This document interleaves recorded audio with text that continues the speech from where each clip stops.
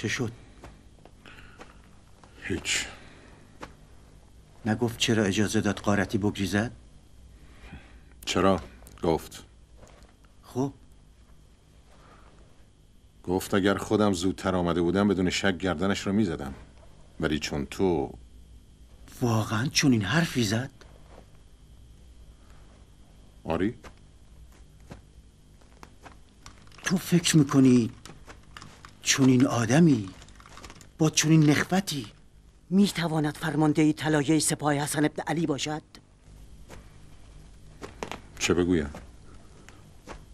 آنچه در این چند روز از این مرد دیدم حقیقتا مرا به تعجب واداشته. بی سیاست است، مغرور است، عجبش با عجب ابلیس کوسه برابری میزند. او چطور در صفین بوده کنار علی مرتضی شمشیر میزده آن وقت؟ خوارج هم در صفین بودند. راست میگویی. میدانم چه کنم. نه احمد، فراموش کن چه گفتم. من نباید چون این سخنانی از دهانم بیرون می آمد. حرف خوبی نزدم. او سالار طلایه است، ما باید از او اطاعت کنیم. شاید حق با او بوده. شاید من عجله کردم. شاید من نمی باید بدون اجازه او فرمان می دادم. ما نباید نسبت به لیاقت او هیچ گونه تردیدی به خود راه دهیم. باشد تردید نمی کنیم، ولی من از طلایه نیستم و فرمانی به من داده نشده که از او اطاعت کنم. به همین جهت فردا صبح اردوگاه را ترک می کنم و به ابن عباس می پیوندم. ولی مطمئن باش به محض آنکه او را ببینم، آنچه ظرف این مدت از این مرد دیدم و شنیدم همه را بازگو می کنم.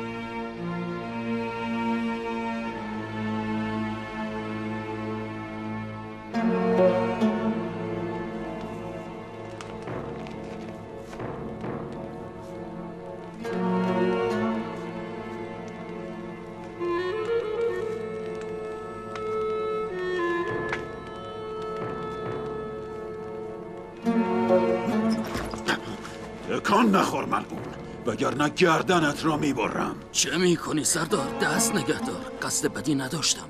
حرف بزن.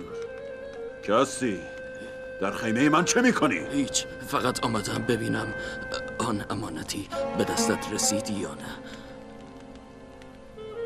آن کیسه را تو آویخته بودی؟ آری. چرا؟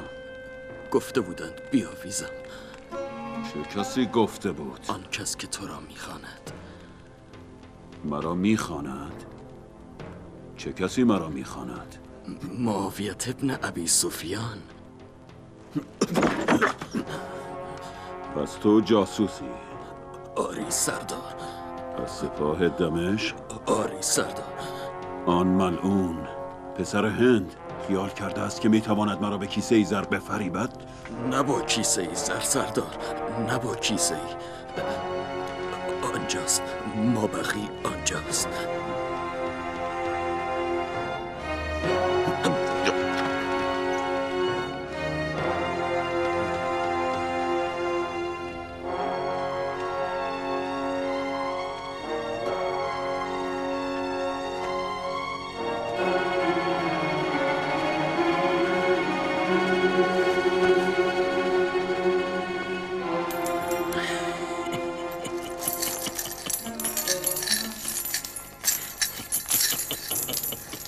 از آن توست.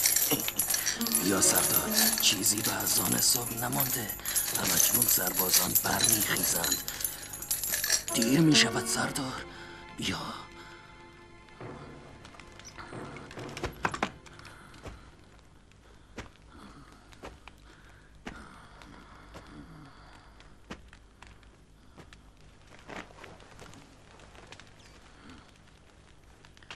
همین.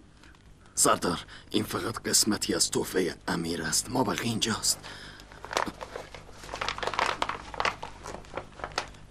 اینجا، اینجا، اینجا و اینجا.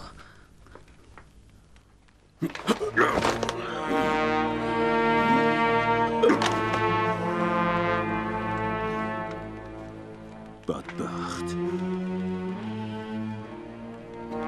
فکر کردی میتوانی مرا با چند سکه بیمقدار و کیسه زر فریب دهی؟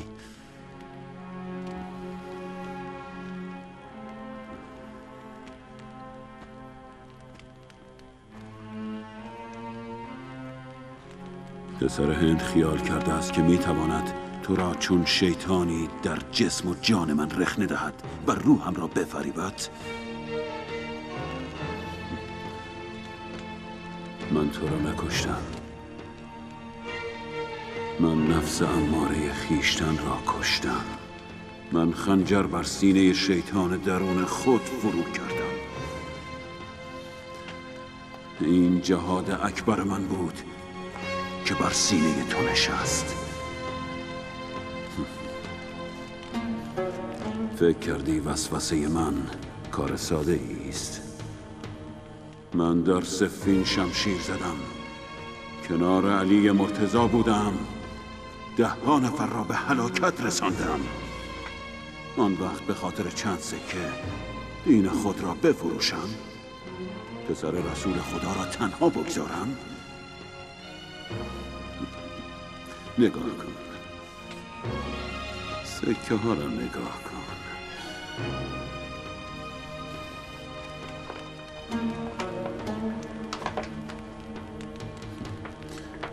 چون صیادی دانه چیدند تا مرغی چون مرا شکار کنند. مرغی چون مرا.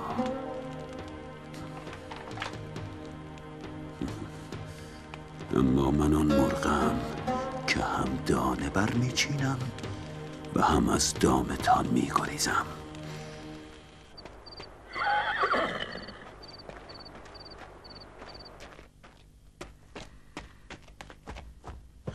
سردار، چه شده است؟ درست نمیدانم. بیاید نگاه کنید.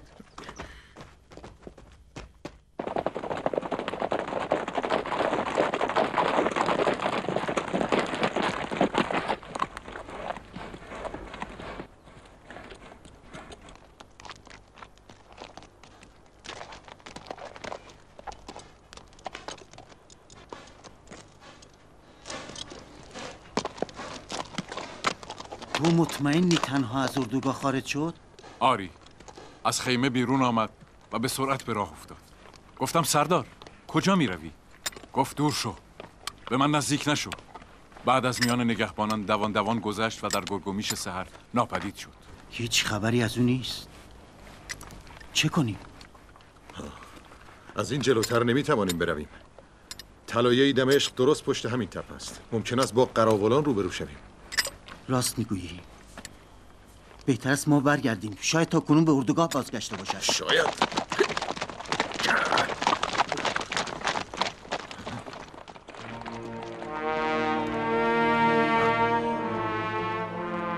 احمد، آنجا نگاه کن. خودش است. چه میکند؟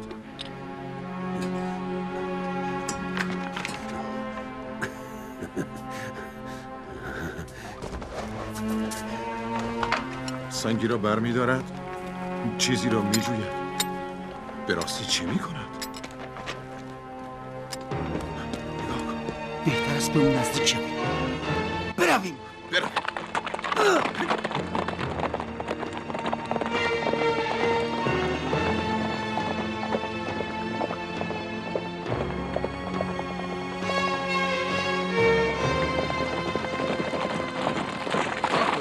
چه شده؟ پیاده شو. تو همینجا بمان. چشم سردار.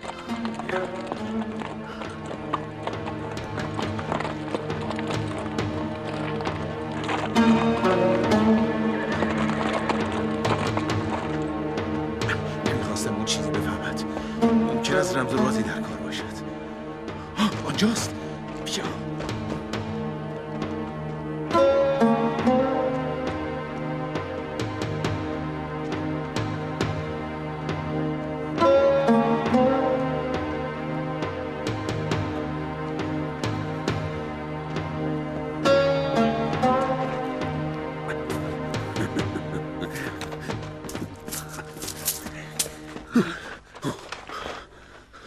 سردار برگردید. به من نزدیک نشوید. چه میکنی سردار؟ در پی چه میگردی؟ به اردوگاه بازگردید. من به زودی برخواهم گشت. سردار جلو نیایید وگرنه هر دوتان را به درک واصل میکنم.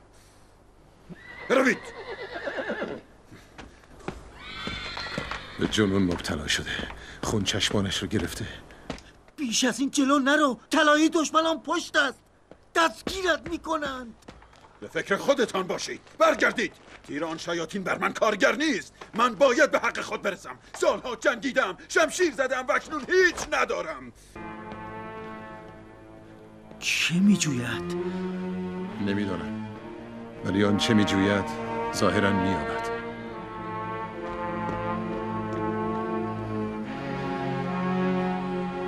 چه باید بکنیم؟ نمیدونم.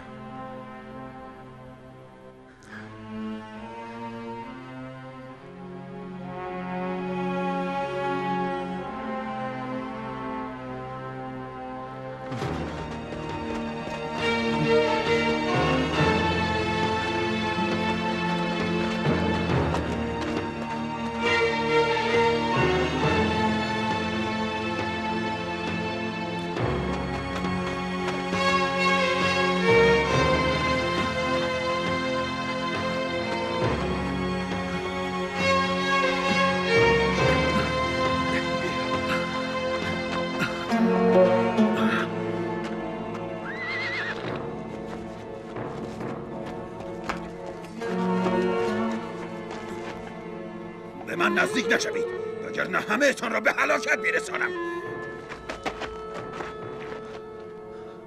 آسوده خاطر باشید، ما قصد بدی نداریم، برای خوش آمدگویی آمده ایم.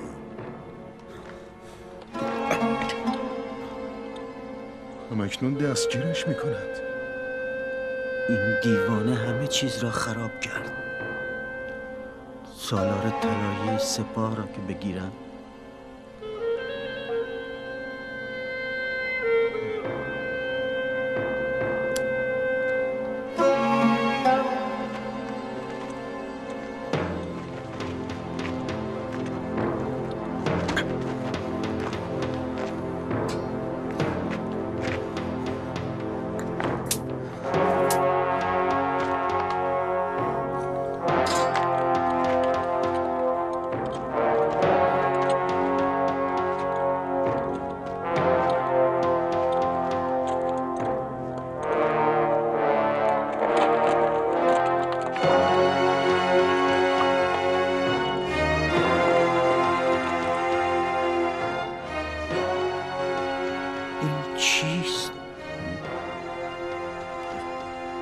سکه زر. آنجا رو نگاه کن.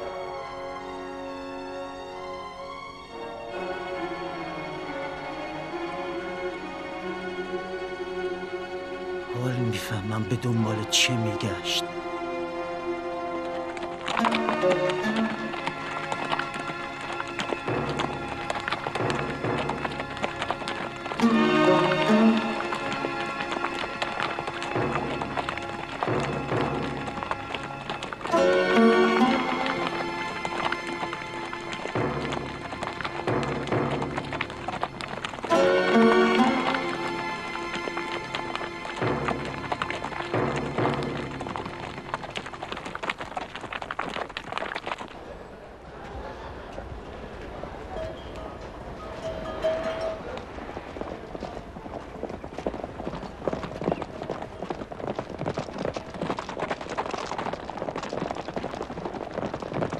ما با هم صحبت کردیم و قول و قرار گذاشتیم.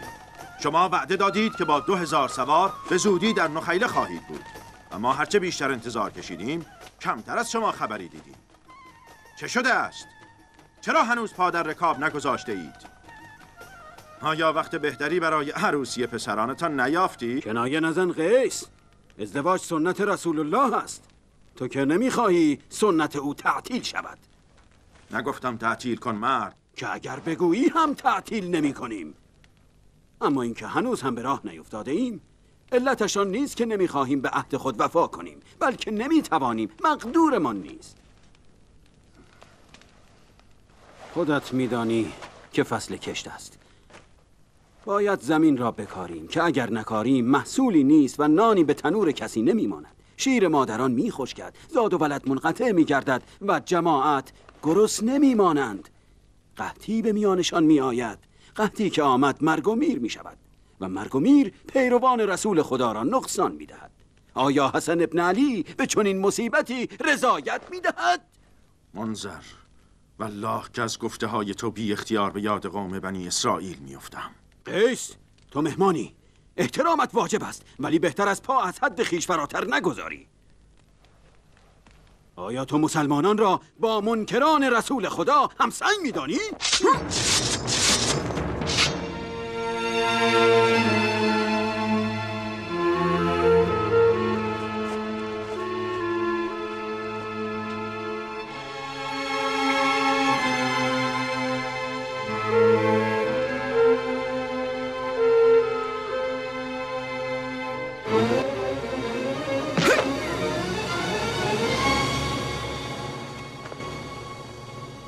منظر، این مرد کیست؟ شکل و شمایلش که به بدویان نمیماند، از کوفیان هم که نیست. اهل دمشق است؟ ها؟ از دمشق آمده؟ از پسر هند پیغام آورده ها؟ ایمانتان را با چه خریده؟ با کیسه های زر؟ و اتباع پسر رسول خدا را با چند کیسه معاوضه کردید؟ منظر، از من پرسیدی که آیا مسلمانان را با منکران رسول الله همسنگ میدانم؟ نه، اما دروغگویان، پیمان شکنان، عافیت طلبان و کسانی که پسر علی مرتضی را به معاویه ابن ابی سفیان فروختند لایقان میدانم که با ضربت شمشیری از صفحه روزگار بزدایم. و اگر چنین کاری نمی کنم، از آن روز که از مولای خود چنین اذنی ندارم.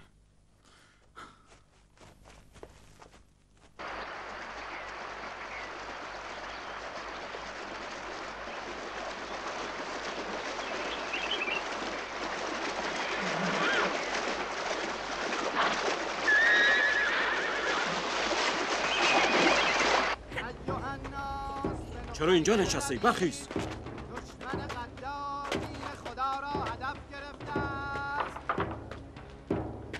ایها الناس به نخیله بروید. اگر بین آن دو بخواهد جنگی در بگیرد، آن وقت تکلیف امثال تو من معلوم نیست چه خواهد بود. برخیز برویم. نخیله بروید و سلاح بردارید. ایها الناس به نخیله بروید و سلاح بردارید. شامیان در راهند. ایها الناس به نخیله بروید. خسران دنیا و آخرت در کمین شماست. از هجوم دشمن غافل نمانید.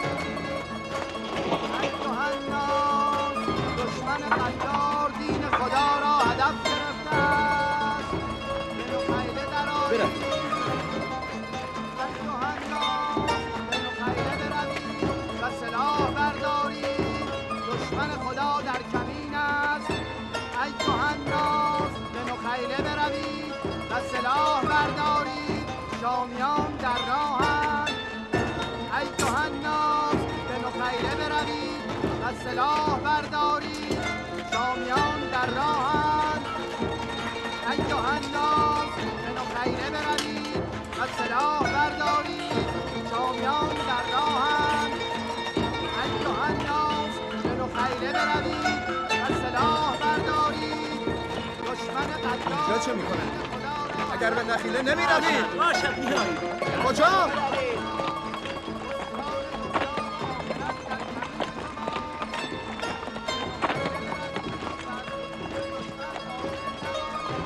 وارث، با این جماعت چه میتوان کرد؟ میفهمی که چرا علی ابن ابی طالب از دست این جماعت سر در چاه میکرد و فریاد میزد؟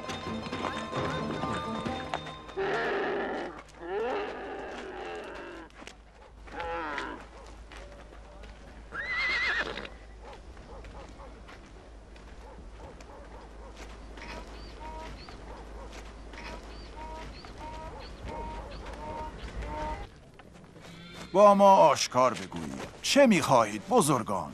میخواهید به سپاه حسن ابن علی بپیوندیم یا نپیوندیم؟ نپیوندید. نپیوندید.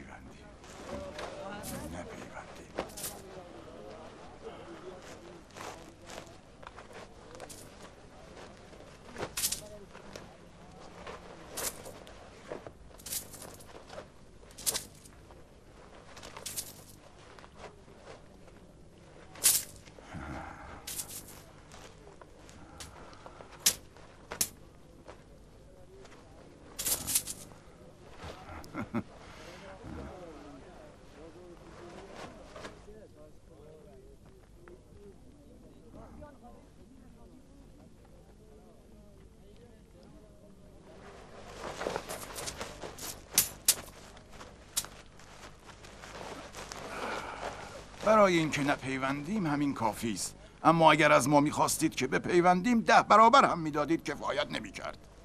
مگر شما با حسن ابن علی بیعت نکرده بودید؟ چرا؟ در صلح بیعت داریم، اما وقتی جنگ شروع میشود با صدای سکه های طلا شمشیر میزنیم. بهتر است برویم. معامله تمام است. صبر کنید. معامله ای در کار نبود. ما خیال پیوستن به سپاه ابا محمد را نداشتیم، ولی حال اگر میخواهید حاضرین معامله ای بکنیم. معامله؟ ما دیگر با شما معامله ای نمی کنیم. خبری دارم که برایتان 10 کیسه میارزد. مگر در این بیابان خبری هست که قابل خرید و فروش باشد؟ اگر قابل بود 5 کیسه بدهید. خبرت را بگو. معامله تمام است؟ اگر خوشمان آمد شاید بدهیم. اگر بگویم کندی سالار طلایه سپاه ابا محمد به معاویه پیوست، تو چه میگویی؟ دروغ میگویی. های! مهمانند. بزرگان با شوکت و اقتدار، برای ما دروغ ننگ است. واقعا کندی به معاویه پیوسته؟ باور کنید که راست میگویم.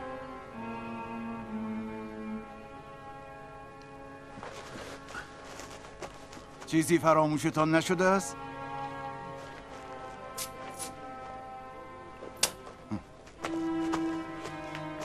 فقط یکی؟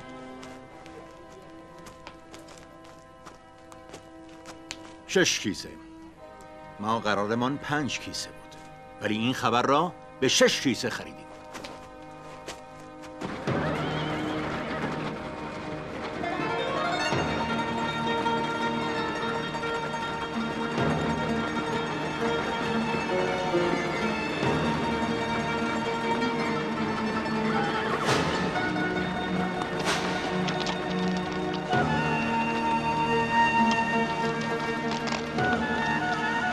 که هستند به گمانم دستوری از زائران ابا محمد باشند. باز میگردن؟ اینطور به نظر میرسند.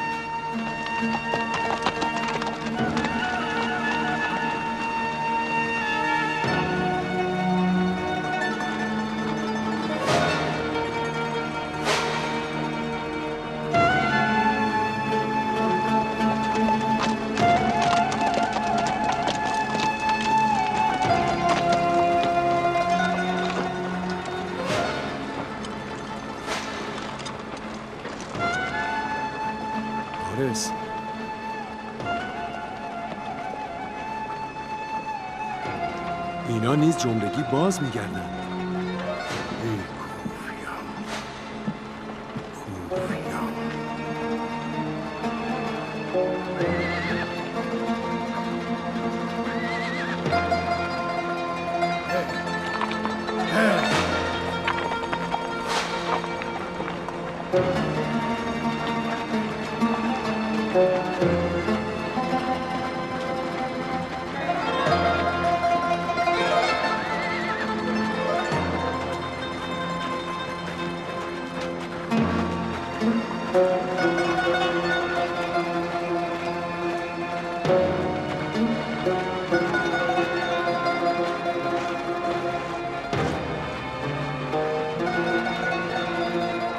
سلام قیس. سلام. همین عده قلیلان هم فقط از میان قبایل تمیم و بنی شیبان برای پیوستن به سپاه ابا محمد همراه هم شدند و لبیک گفتند. چند قبیله هم وعده کردند، اما بیشتر عذر آوردند و بهانه تراشیدند. قیس، کندی گریخته است. کندی؟ آری و به سپاه معاویه پیوسته.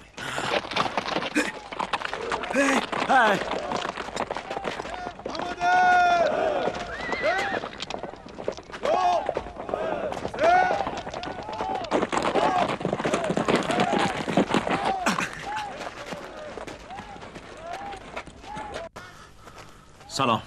علیکم سعید میگوید که بنشین. به سخنانت ادامه بده. ادامه بده. همونطور که گفتم من و حرف سعی کردیم کسی با خبر نشود، ولی بالاخره همه متوجه شدن. آشوب به پا شد. حرب تلاش میکرد آشوب را فرو نشاند، ولی سربازان چنان وحشت زده و خشمگین بودند که چیزی نمانده بود حرب را هلاک کنند. هر فریاد میزد شما با حسن ابن علی بیعت کرده اید، نه با من یا کندی. بالاخره کمی آرام شدن و اردوگاه تا حدودی سر و سامان گرفت. من نمیخواستم اردوگاه را ترک کنم. قصد داشتیم با پیکی محرمانه شما را از ماجرا آگاه سازیم، اما آفتاب تازه غروب کرده بود که دریافتیم تعدادی از سربازان گریختند. این بود که من شبانه رهسپار شدم.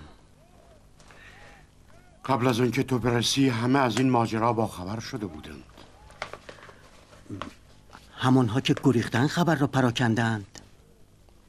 و جاسوس ها و غارتی ها و آنها که سرشان در آخر معاویه است.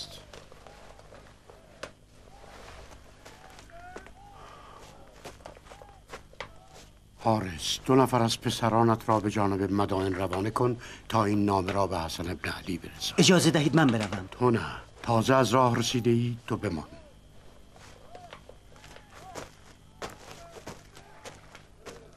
رشید، تو هم هرچه سریعتر خودت را به طلایه برسان و همراه حرب نظم آن را برقرار سازید و سر و سامانی بدهید و این حکم سالاری 2 بر طلایه است. ما به زودی به شما خواهیم پیوست. بله. رشید. بله سردار.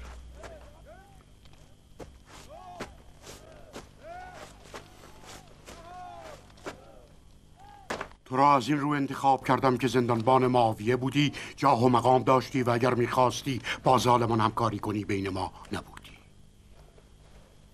اما مواظب این شیاطین باش، به 1000 شکل خودنمایی میکنن و به 1000 ترفند انسان را میفریبند. آبروی ما در گرو ایستادگی 2 و حرب است. خیالت راحت باشد سردار. من از روزی که دل به علی مرتضی بستم دل از دنیا کندم. امروز همان عهد را با پسرش بستم. از من مگر تنها جسدم به اردوی معاویه برسد. مطمئن. به سلامت. خدا نگهدار.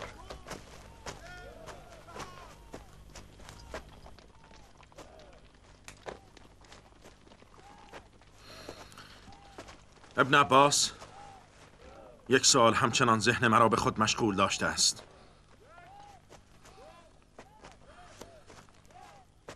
چرا از بین همه سرداران حسن ابن علی موجودی به نام کندی به سرداری طلایه برگزیده شد؟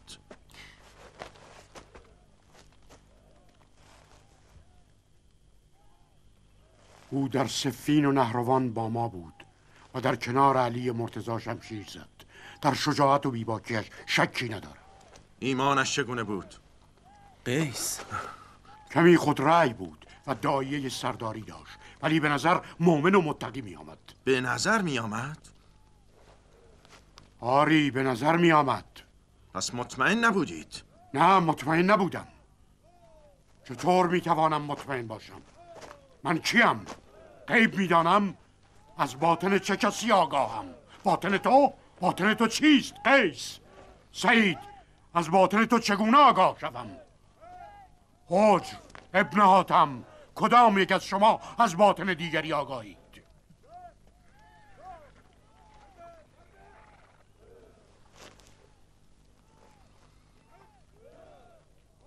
ما حتی از خودمان هم مطمئن نیستیم. فقط خدا میداند که در قلب ما چه میگذرد.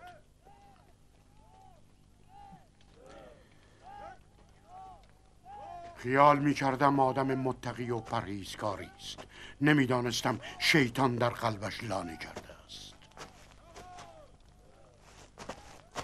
ابن عباس، مدام پرده خیمه ما بالا می رود و یاران من قدم به درون آن میگذارند و از من میپرسند در این اردوگاه چه خبر است؟ در این سپاه چه خبر است؟ در طلایه چه خبر است؟ میپرسند آیا راست است که سالار طلایه به معاویه پیوسته است؟ میگوییم ابن عباس گفته شایعی بیش نیست. میپرسند این جوان که از طلایه آمده چه خبر آورده؟ والله که دیگر صبرم تمام شده است. جوان، در طلایه چه خبر است؟ جوان، اسم من شمر بن ذوالجوشن است. پدرت مرا خوب میشناسد. در حقیقت همه عرب مرا میشناسند. وقتی سرداری چون من از تو چیزی میپرسد، بهتر است فلفور جوابش را بدهی، وگرنه ممکن است جانت را ببازی. یک بار دیگر میپرسم، کندی گریخته است؟ آری. به سپاه معاویه پناه برده است؟ آری. آیا راست است که از طلایه کسی باقی نمانده؟ دروغ است. از مردان طلایه کسی نگریخته؟ چند نفری گریختند. چند نفر؟ هنوز معلوم نیست. هنوز معلوم نیست؟ میگوید هنوز معلوم نیست. پسر قیس، اقلا بگو چند نفر باقی ماندند. ابن ذوالجوشن، منظورت را روشن بیان کن. چه میخواهی بگویی؟ منظور ما روشن است. روشن نمیگویم؟ مردان ما میپرسند این چه جنگی است که سردارانش به سپاه دشمن پناه میبرند؟ میپرسند چرا چون این آدمی را به سالاری سپاه انتخاب کردید؟ میپرسند چرا باید جانمان را تحت امر چنین سردارانی ببازیم؟ پس همه مهمتر میپرسند چه تضمینی هست که بقیه سرداران ابا محمد خیانت نکنند؟ های، بس کنید. بهتر از شجاعتمان را در میدان جنگ نشان دهید.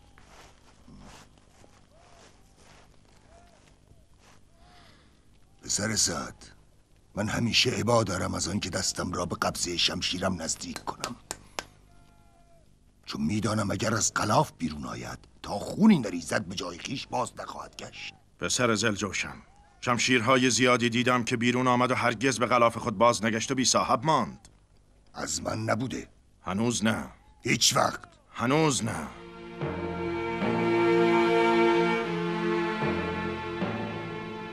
رویم.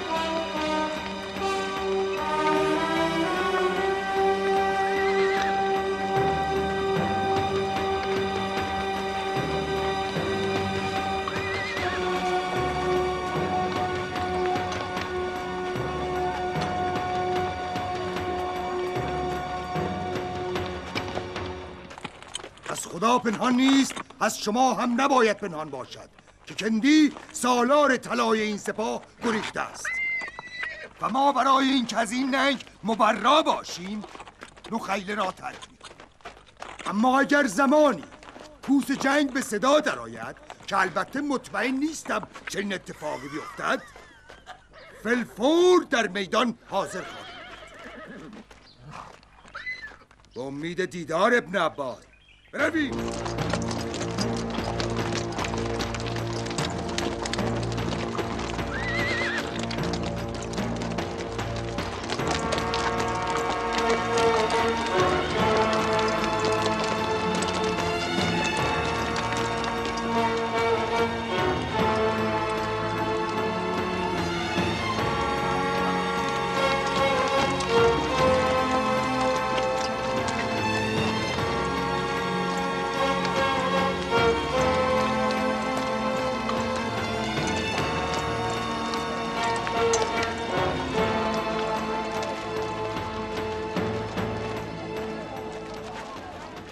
این حرفها بهانه بیش نیست.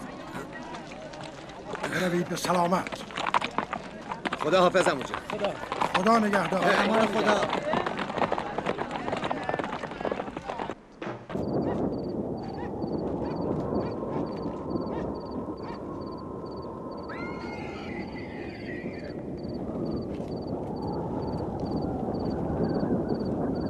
طوفان غریبی است.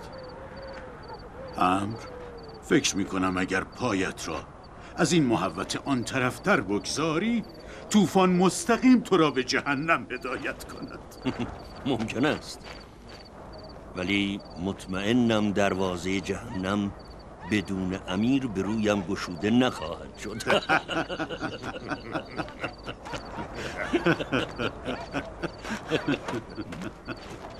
خب مغیره، چه خبر؟ امیر اجازه سخن میخواهم.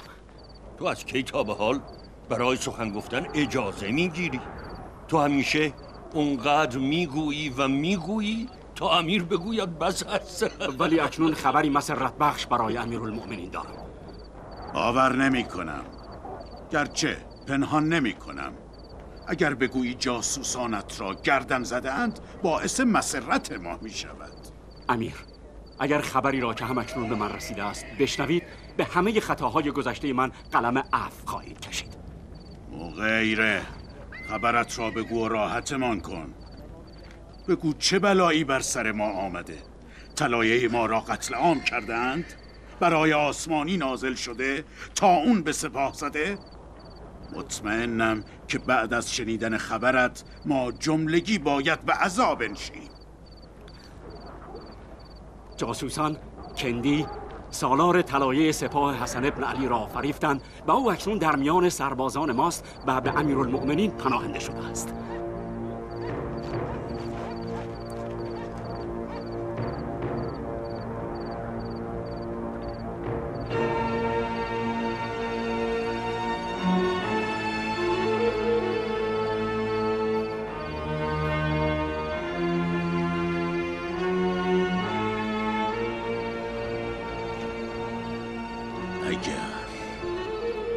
اگر خبرت دروغ باشد والله گردنت را به دست خیش از تنت جدا می کنم. اگر دروغ بود خود گردنم را مقابل تیغ امیر می گذارم.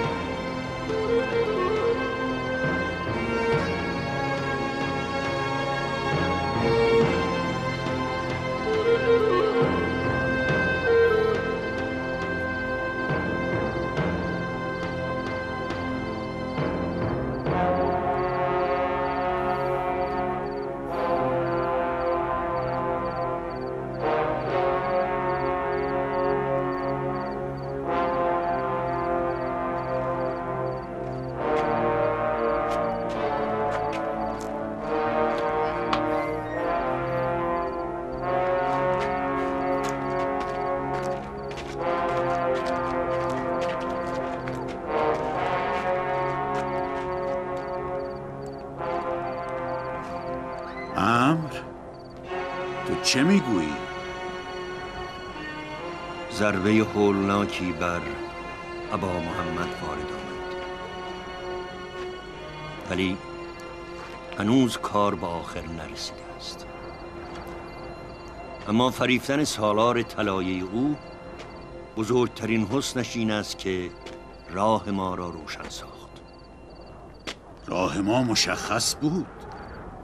فریفتن یارانش، تضعیف او و در نهایت وادار کردن حسن ابن علی به صلح.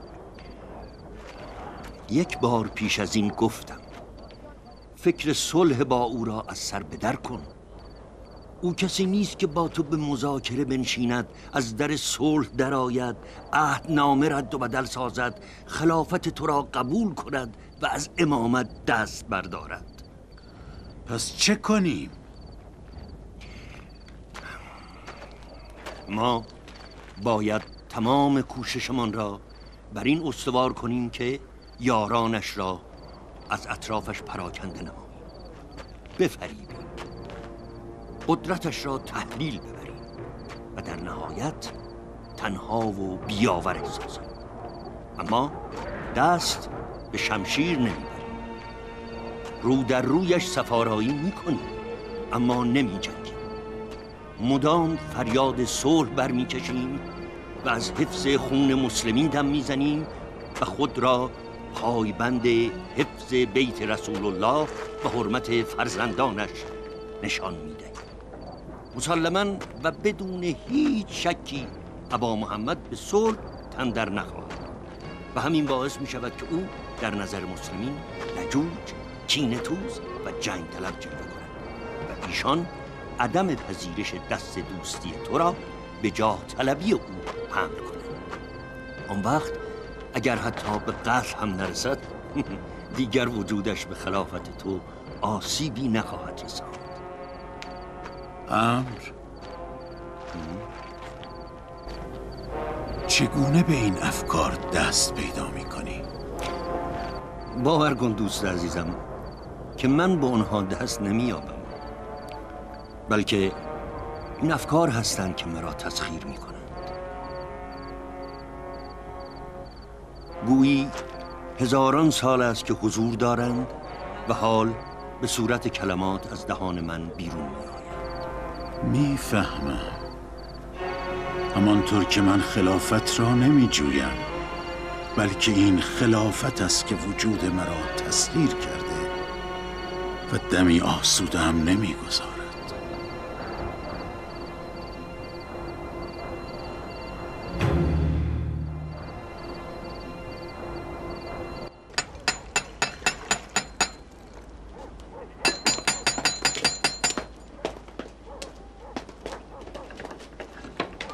سلام ارباب. کمی خوراک بیاور. چشم. آبی بیاور تا دست روی بشویم. سلام. سلام. اشعث ابن عمیر، مدتی است منتظرتان هستیم. کجا بودید؟ در پی خدمت به امیرالمومنین. خبری داریم که به 10 کیسه زر می ارزد. اگر تو خریداری من به کیسه ای می فروشم. کندی گریخته و به سپاه معاویه پیوسته است. چگونه خبر یافتید؟ به 6 کیسه زر خریدیم. همه اهل بادیه خبر دارند. شما اینجا چه میکنید؟ چرا در نخیله نیستید؟ گریختن کندی را بهانه کردیم و از نخیله بیرون آمدیم تا مشورتی کنیم ببینیم چه باید کرد. همان میکنیم که قرارمان بود. ممکن است اوضاع به سرعت تغییر پیدا کند و همه چیز به نفع پسر ابی سفیان تمام شود. اکنون شرایط متفاوت است. گریختن کندی همه چیز را دگرگون کرده است. ما باید تکلیف خیش هرچه سریعتر بدانیم. ما که از جانب امیر به شما قول دادیم. قول شما کافی نیست. امیر خود باید قول دهد و تضمین نماید. چه تضمینی؟ این که ما یملک ما چشم تبع نداشته باشد و پاداشی نیکو برایمان در نظر گیرد. پاداشی نیکو؟ شما که هنوز قدمی بر نداشته اید. همینقدر که قدمی بر نداشته ایم خود پاداشی نیکو می‌طلبند. وگرنه فردا به نخیله باز می‌گردیم و چنان نعره جنگ سر می‌دهیم که هند در گور به لرزه درآید. زبانت نگه دار. ما توافق کرده ایم و قاصدی به جانب امیر گسیل داشته ایم. ما باید منتظر دستور بمانیم. اما این دستور باید پیش از اینکه سپاه ابن عباس نخیله را ترک گوید برسد تا تکلیف همه ما روشن شود. هنوز اتفاقی نیفتاده است که این گونه به هیجان آمده اید. فقط چندی گریخته است، همین و بس. ابا محمد در مدائن در تدارک سپاه. ابن عباس و سعید به تعلیم مردانی که در نخیله گرد آمدند مشغولند. قیس و حجر و عدی مدام به میان قبایل سفر می کنند و سعی در تحریک آنان دارند. آن وقت شما سراسیمه به اینجا آمده اید و از عاقبت خیش میپرسید؟ امر بر ما خورده نگیر. آیا شما به فکر عاقبت خیش نیستید؟ عاقبت همه ما را سخاوت امیر تامین میکند. نگران نباشید. بیایید بنشینیم ببینیم چه باید کرد. راستی میخواهم بدانم اکنون که شما نخیله را ترک کرده اید چه کسی اخبار اردوگاه را به ما میرساند؟ نگران نباشید، مردان ما هستند و ما بیخبر نخواهیم ماند. راست میگوید، نخیله در دسترس است، ولی از مدائن بی اطلاعی ما نمیدانیم ابا محمد چه میکند. بین ما کسی است که میتواند ما را از آن چه در مدائن میگذرد آگاه سازد. چه کسی؟ اشعث.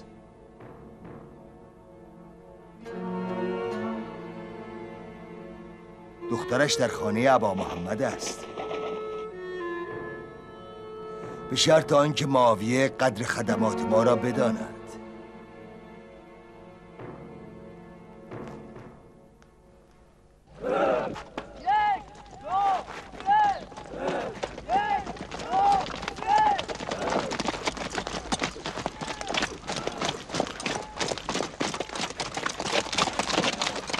چه خبر حاج؟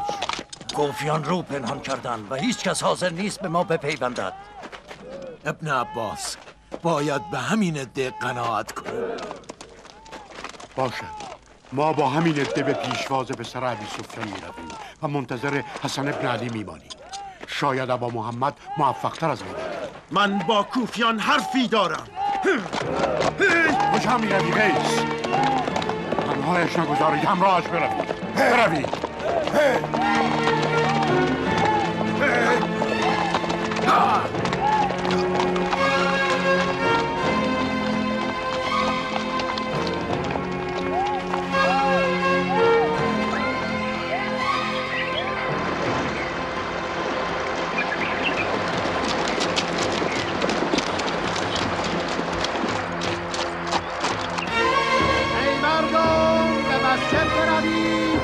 مسجد بروید جماعت، از سائه به مسجد بروید. ای مردم به مسجد بروید. ای جماعت به مسجد بروید، از سائه به مسجد بروید. خبرهای مهمی هست. برای چه؟ حال میبریم ببینیم چه خبرست. به مسجد بروید. ای مردم به مسجد بروید. جماعت خبر مهمی است. به مسجد بروید. به مسجد بروید. خبر مهمی است. به مسجد بروید. بیایید. جماعت به مسجد بروید. برادر به مسجد برو. باشد از جماعت بیایید. بفرمایید. برادران شما باید بدونید چه اتفاقی افتاده. ای مردم به مسجد بروید. شما چرا آنجا ایستادید؟ بفرمایید. از سائه به مسجد عجله کن. برای چه؟ نقرهایت را بردار و برو. چرا؟ چه شده؟ مگر نمیدانی همه را برای جنگ به نخیله میبرند؟ جنگی در کار نیست جانم. برو به کسب و کارت برس. بگذار ما هم به کسب و کارمان برسیم. برادر شما مسجد نمیایید؟ میایم. شتاب کن. عجله کن برادر. به راستی که بر 7 اقلیم خاک به زبونی شما جماعت ندیده و نشناختند. نبطیان و بدویان بیابان شمال عربده کشان به سوی کوفه در حرکتند و شما فارغ از قوقای هست و نیست سر خود گرفته اید. دشمن غدار به سوی شما میتازد که از کشته هاتان پشته و از خانه هاتان مشتی خاکستر و سنگ بسازد و شما پروا نمی کنید. ای عافیت طلبان، مردانتان را میکشند و زنانتان را به کنیزی میبرند. به خود آیید و بیش از این در باورهای جاهلی غوطه نخورید. تو از من توقع جهاد داری. دوران جهاد من گذشته است مرد. آن زمان که من قدرت داشتم جنگیدم، برای خدا شمشیر زدم، همدوش قاضیان مسلمان با کافران نبرد کردم. اما اکنون دوران تاخت و تاز من گذشته است و زمان دعا و نماز و توبه رسیده است. با علی ابن ابی طالب همان کردید که امروز با حسن ابن علی می کنید. بهار در اندیشه کشت بودید، تابستان بهانه گندمزار داشتید، پاییز موسم برداشت محصول بود و شلوغی بازار، و زمستان زمان سرما که بیبرگی را بهانه می کردید. علی ابن ابی طالب در نخیله می نشست و شکوه این همه نامردمی با چاه می گفت: ای مرد نمایان نامرد، من هم با شما همان می گویم که علی گفت. کاش شما را نه می دیدم و نه می شناختم. حارس مرا به حال خود بگذار. اجازه بده این چند صباحی را که از عمرم باقی مانده به نماز و روزه بگذرانم و به درگاه خدا برای پیروزی حسن ابن علی دعا کنم. مرا به حال خود بگذار. به خدای جماعت، دشمنان خدا به پشت دروازه های کوفه رسیدند. تردید را از خود دور کنید. فرزند پیامبر به دفاع از شرف و ناموس شماست که سینه سپر بلا کرده و پیش روی دشمن قرآن قامت افراشته. سلاح بردارید مردم، روز خاموشی نیست جماعت. همت کنید و نصرت از پروردگار بخواهید. من رسول خدا را به چشم دیدم، کنارش شمشیر زدم. دوران خلافت چندین خلیفه را به چشم خود دیدم و پشت سر گذاشتم. ایران را من گشودم، سپاه رستم فرخزاد را من شکست دادم. حالا وقتی به گذشتم میاندیشم، غم و اندوه تمام وجودم را فرا میگیرد. احساس میکنم عمرم را بی جهت به پای این مردم ناسپاس ریختم. این مردم برای من چه کردند؟ آیا خلافت را به دیگران وا نگذاردند؟ آیا شایستگی من کمتر از آنها بود؟ یا قبای خلافت برازنده تن من نبود؟ اجازه بده در کنج عزلت خود در این فتنه از قائدین و نشستگان باشم. ابن عباس همکنون با سپاه به جانب مسکن در حرکت است و ما نیز به او میپیوندیم تا به تکلیف خیش عمل کنیم و به فرمان امام خود یا میکشیم و یا کشته میشویم که در هر دو صورت به گفته محمد مصطفی عین رستگاری است. این تکلیف مؤمنین است. و اما وای بر شما که بیعت کرده اید و بیعت شکسته اید. وای بر شما که به ندای قلب خیش گوش نسپرده اید. وای بر شما که دین و آخرت را به جبن و بزدلی فروخته اید. و وای بر شما که به زودی شامیان و نبطیان به صورت فرزندان خلف اعمالتان در برابر شما خودنمایی خواهند کرد و آنچه از دنیا به قیمت آخرت خریده اید از کفتان به در خواهند آورد و از شما مصداق خسرت دنیا و الاخره خواهند ساخت. السلام. سلاح برمی‌داریم.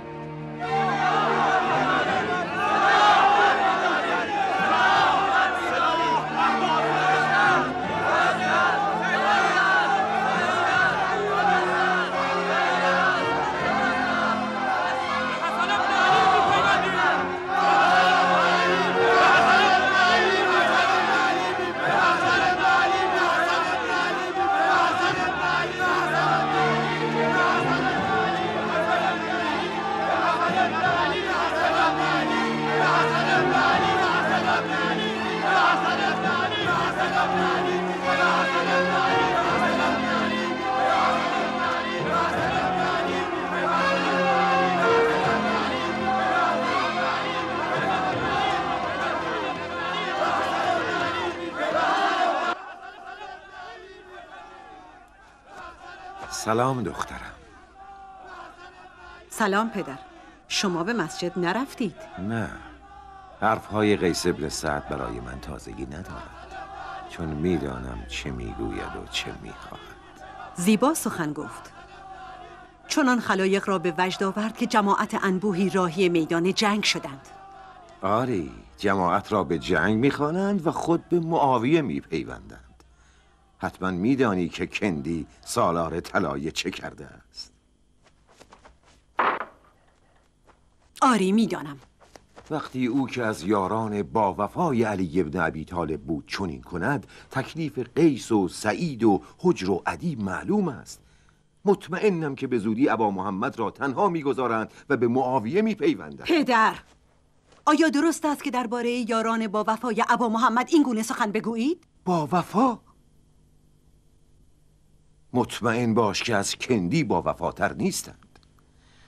تو فکر میکنی ابا محمد از آنچه که در طلایه گذشت آگاه است؟ نمیدانم. فکر میکنی بداند که در کوفه و نخیله چه میگذرد؟ شاید به او گفته باشند که شما نخیله را ترک کرده اید و به کوفه آمده اید. به پدرت طعنه میزنی؟ ما نخیله را ترک کردیم تا خبر به حسن ابن علی برسد و به حال سپاهیانش فکری بکند. گوش کن دختر، حسن ابن علی داماد من است، شوهر دختر من است. آنچه بین ما و علی ابن ابی طالب بود تمام شد. جنگ نهروان و مطلب ابن ملجم گذشت. اکنون مطلب دیگری است. اگر خلافت حسن ابن علی تثبیت شود، این دختر من است که از عزت و شوکت و احترام بیشتری برخوردار خواهد شد. آیا پدری میتواند برخلاف خوشبختی دخترش قدمی بردارد؟ چه بگویم پدر؟ آیا به پدرت اطمینان داری؟ خداحافظ پدر. جده، چشم و گوشت را باز کن. مشتی خائن و نمک نشناس گرداگرد ابا محمد جمع شده اند و میخواهند او را به ورطه نیستی بکشانند. مگر ندیدی که چطور قصد جانش را کرده بودند و میخواستند به گردن ما بیندازند و چون موفق نشدند ضارب را در دم کشتند تا حقیقت بر کسی آشکار نگردد. و من مطمئنم که حتی کار جاسوسان معاویه هم نبوده است. پس کار که بود؟ کار همان کسانی که زیبا سخن میگویند و از بیعت با ابا محمد دم میزنند ولی در نهان دست در دست دشمنانش دارند. جده وارد نشو پدر. خداحافظ.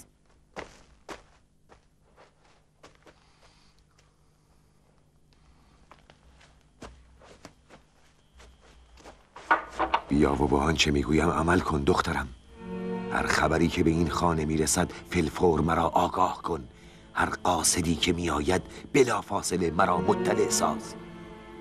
میفهمی چه میگویم؟ به من اطمینان کن دخترم. باور کن زندگی شوهر تو و داماد من ایمن نیست. پس به هوش باش. من و تو میتوانیم حسن ابن علی را به کمک همدیگر از خطراتی که تهدیدش میکند برهانیم، خلافتش را محفوظ بداریم و خیر دنیا و آخرت را نصیب خویش گردانیم. در انجام این امر خطیر یاریم کن. باز میگویم هر خبری که به این خانه میرسد فی‌الفور مرا آگاه کن. هر قاصدی که میآید بلافاصله مرا مطلع ساز. به پدرت اطمینان کن جد.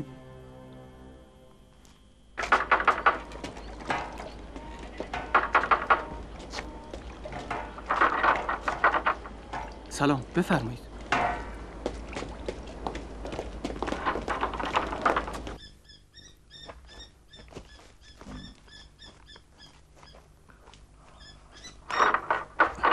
سلام علیکم. علیکم السلام. آن چه شد؟ جماعت شمشیر برداشتند. کلام قیس افسونشان کرد. قیس ابن سعد چنان با مردم سخن گفت که محمد با کفار نگفته بود. لعن و نفرینشان کرد. عذاب دوزخ را چنان در نظرشان مجسم ساخت که از ترس پشت جماعت لرزید. چنان از جنگ و جهاد با پسر ابی سفیان سخن گفت که گویی سپاه دمشق به پشت دروازه کوفه رسیده است. وقتی از مسجد بیرون می آمد صدها نفر به دنبال اسب و زره و شمشیر می گشتند تا با او همراه شوند. اشتباه کردیم. نباید به سخن تو گوش فرا می دادیم. باید خود را به مسجد می رساندیم و نمی گذاشتیم قیس یک که تازه میدان شود.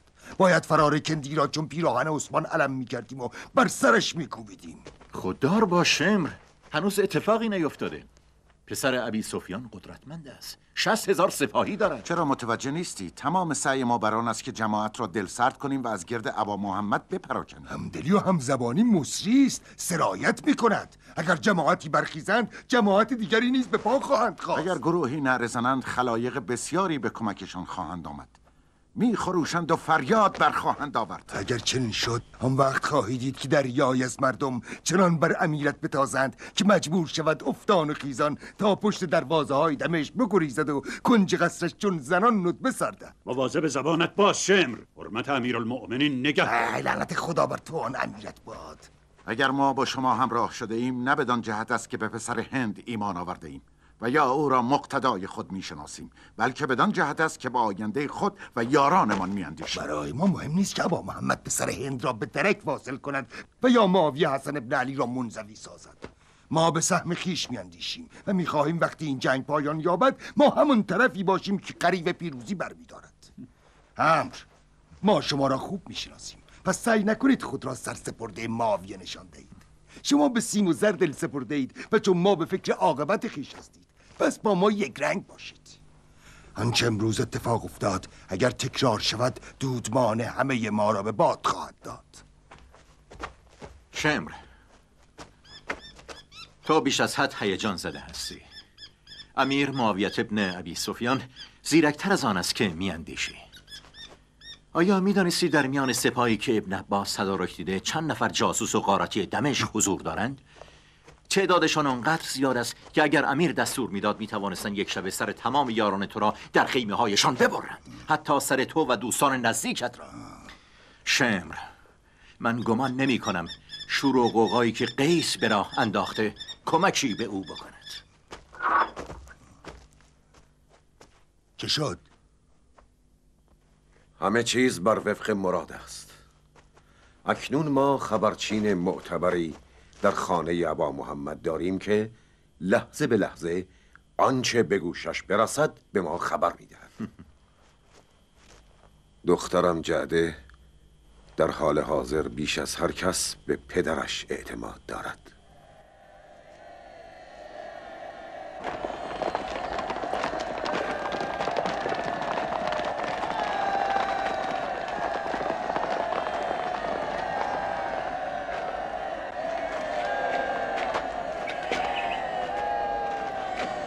مرحبا قیس، گوش جمع را بزنید.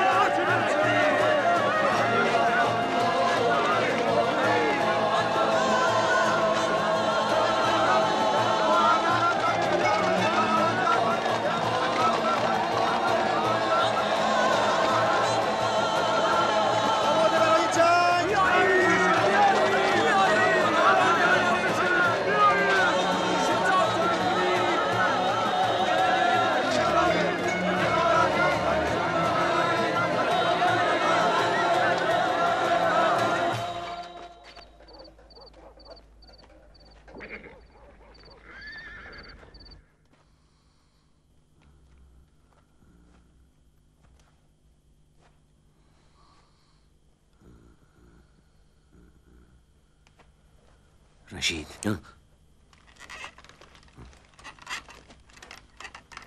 این چیست؟ سکه. با همین روش بود که کندی را فریفتند. نخ کیسه را دیدم که بر خیمه‌اش آویخته بود. نه! علامت است. اگر نخ را ببری و کیسه را برداری، معنایش این است که با آنان معامله کرده ای.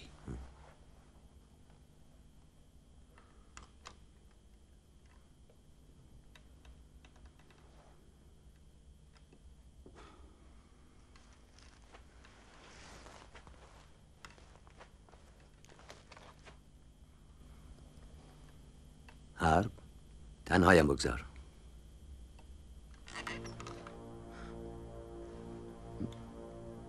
میخوایی چه کنی؟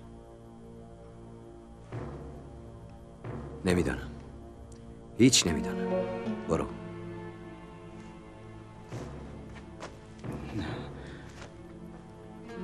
مطمئنی که نمیخواهی اینجا بمانم؟ آری، برو. میخواهم تنها باشم.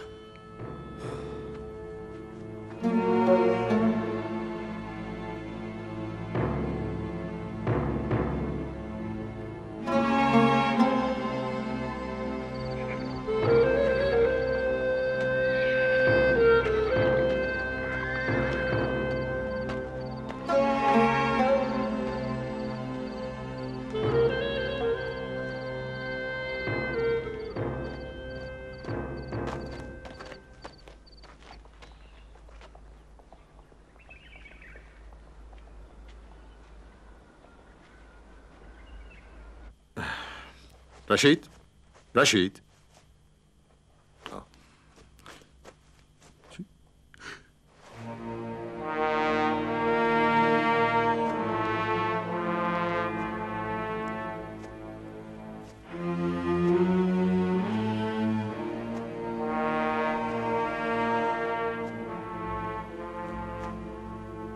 وا محمدا. سالار طلایی ساعتی پیش به همراه یکی از افراد اردوگاه را ترک گفت. از کدام طرف رفتند؟ از طرف تپه. مصیبت.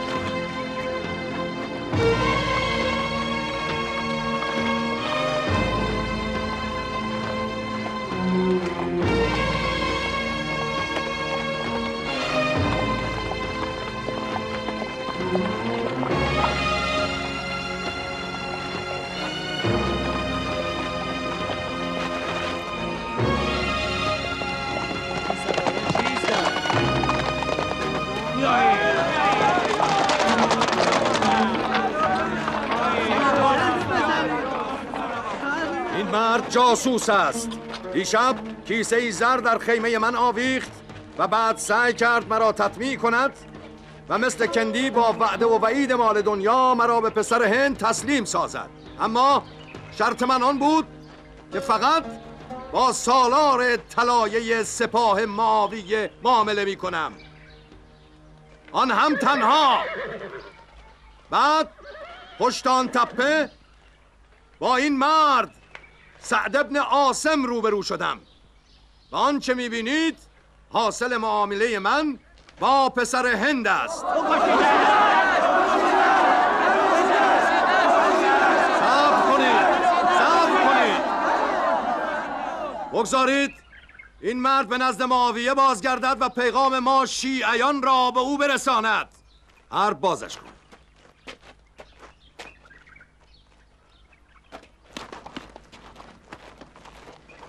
صبر کن.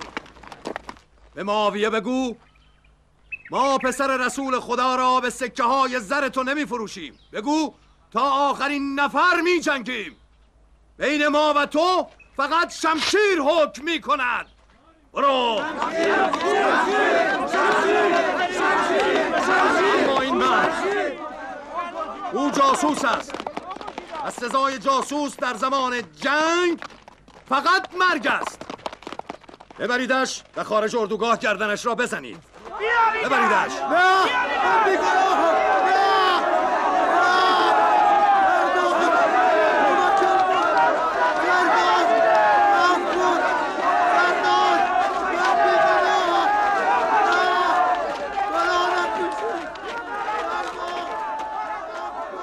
رشید برادرم مرا ببخش. سردار مرا ببخش. فکر میکردم دیگر تو رو نخواهم دید.